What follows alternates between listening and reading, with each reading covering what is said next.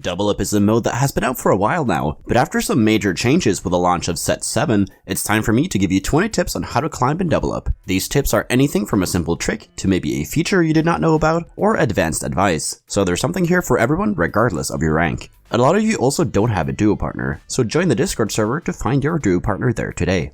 The first tip is to stop playing the game mode as a regular solo ranked game. You are two players, so play as a team. You ride together and you die together in this mode. This means that you also need to stop thinking about the strength of your own board. Instead, you need to think about the team's total board strength. If one player has the entire board 2-starred, but the other person has no 2 stars, you have one weak player and one strong player. In other words, you might be the strongest individual player, but that doesn't mean your team as a whole is the strongest team. The difference in strength can cause some issues with streaking, and in Double Up, you and your partner want to be on the same streak as often as possible.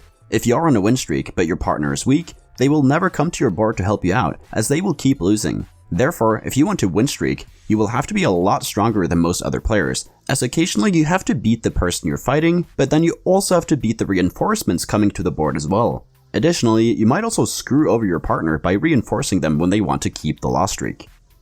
Hustler is a great augment, as it allows you to level aggressively and bail out your partner in a lot of cases. This means you can often win streak and force a win streak on your partner's side as well, since they will keep getting reinforcements in the early game.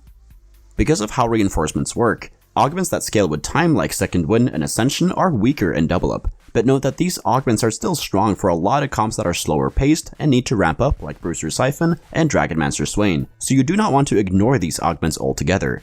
In Set 7, there are two different Rune of Allegiances, also known as the Senders. You have the Lesser Rune of Allegiance, which is blue and allows you to only send 1, 2, and 3 cost units, and the Standard Rune of Allegiance, which allows you to send anything. You get 1 Lesser Rune at Stage 2-1, and you get 2 Standard Runes at Stage 4-1 and 5-1. The Lesser Rune has 2 main uses. The first one is to send 2 stars to your partner so they can hit their 3-star carry. This is a popular use case as your team gets a massive power spike when your teammate hits their 3-star 1, 2, or 3 cost carry. The other usage is to send an early 2 or 3 cost unit that enables an early game board or comp. For example, sending an Olaf to your teammate on stage 2-1 will allow them to start stacking him up to get that extra AD from the start. Or if they're planning on playing Swain reroll, sending an early Swain will make the game a lot cleaner and easier for them. The normal Rune of Allegiance has 2 main uses. You can use it to send 1-star 4 or 5 cost units to your partner to enable their comp. This can be anything from sending an Ao Shin to your partner so they can start using him as a carry, or sending a Corki to your partner so they don't have to roll at level 7 and can just stabilize off of it in order to go for a fast 8 instead. The other usage is to send 2 stars to your partner so they can hit their 3-star carries. It's a lot easier to hit your comps when both people are playing comps that reroll at the same levels. For example, if both players are playing a 3-cost reroll comp and you're both rolling at level 7, you can also roll for your partner's main carry as well, since you can use the Senders to give your partners the copies they need for that 3-star unit. Similarly, if you're both playing 4-cost carries and comps that are rolling at level 8, while rolling, you can pick up 4 costs to send to your partner in case they don't hit. Since people hit their power spikes faster and Double Up, the overall power level and cap of comps late game is higher. Therefore, you generally want to play comps that have a higher cap to compete with other boards. Comps such as Varus reroll tend to fall off late game, as you don't have that many great options to add in like dragons or legendaries. Because people are stronger, units generally have more HP than in solo ranked. This means that items like Giant Slayer and augments like Hotshot and Press the Attack are stronger here, since they all deal more damage if the enemies have higher HPs. Pandoras Bench is one of the best augments in Double Up. Since there are only 4 8-cost dragons, it's easy to reroll them into the one you want. Additionally, it's easy to reroll them into 3 stars, as you will get the one you want almost every single turn. Your teammate can also send you dragons, you can cycle them, and turn them into 3-star dragons if you want. As long as you are not close to death, this augment is probably the best one in the mode, and it will secure you a ton of first places if you take it at the right times. If you and your teammate are low in HP, it's best to roll together in the same turn in order to stabilize. If you both power spike on the same turn, you can get strong enough to reinforce one of the other players. In addition, you will also both benefit by win streaking together and generating even more gold. Communication is key in any team game, and Double Up is no exception. If you know your partner is rolling next turn, let them know which units you're looking for so they can roll for those you're looking for as well.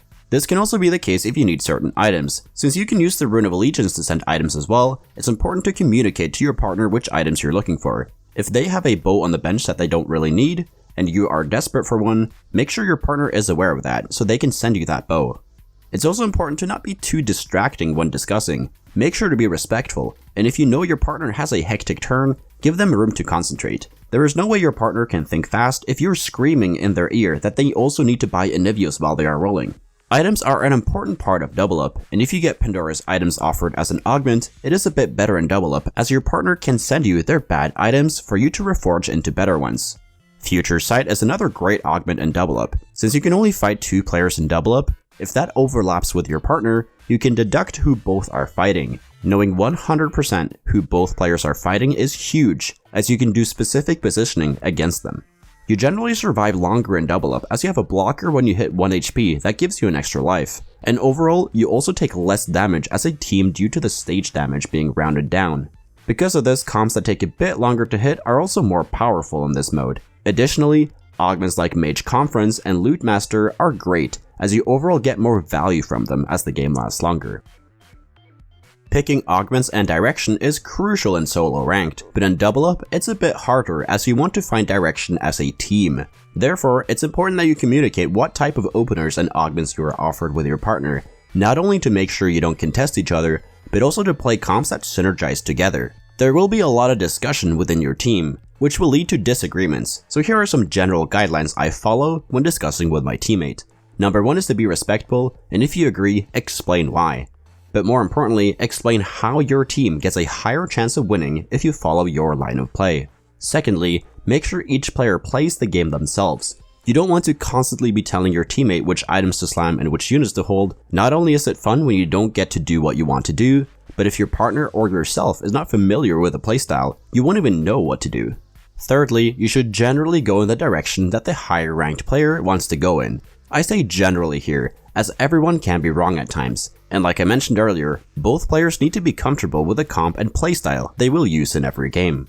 TFT can be frustrating at times. Naturally, this will lead to tilt. The team morale is important in any game or sport, so if one player is getting a ton of bad RNG, ranting and tilting will result in lower morale. Additionally, there's other stuff to strategize about, and that's not being done when someone is tilted. So if you get tilted, mute your mic and scream. And if your partner is tilted, let them know that the game is not over till it's over. If one player is getting lucky, but the other player is getting unlucky, it cancels out and now you're just actually having an average game as a team. Because at the end of the day, in Double Up, it's about the team as a whole and not the individual players. Remember that you ride together and you die together as a team.